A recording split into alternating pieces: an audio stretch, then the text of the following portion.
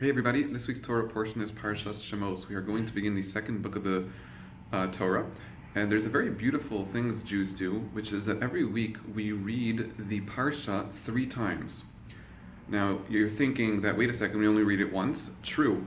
We read it as a community together once every week, but we actually read it on a personal level. Each person is supposed to read the Torah portion 3 times every week, twice with the text in the original Hebrew, biblical Hebrew, Lashon HaKodesh, the Holy Tongue, and once with a translation. So they end up reading the Parsha 3 times. In Hebrew, this mitzvah is called Shnayim Mikra Ve'echad Targum, which means 2 times the text and 1 times the translation. So we end up every week, every Parsha, we read 3 times, each individual on an individual level. Now, although it doesn't say straight out in the Torah to do this, there is a hint in the Torah, and that hint is buried in the word Shemos, which is the name of the second book in this week's Torah portion. The word Shemos is actually an acronym for Shnayim Mikra Ve'echad Targum, which means 2 times text, 1 time translation. So the word itself is a hint to this commandment.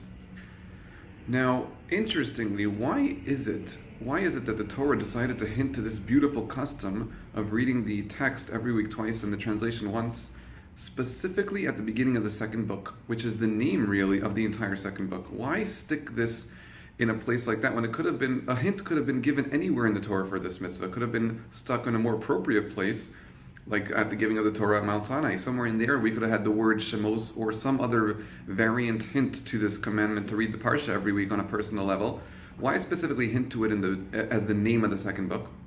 And one beautiful idea I heard was as follows. The second book deals with us going into exile, us suffering during that exile, and us coming out of the exile and getting the Torah.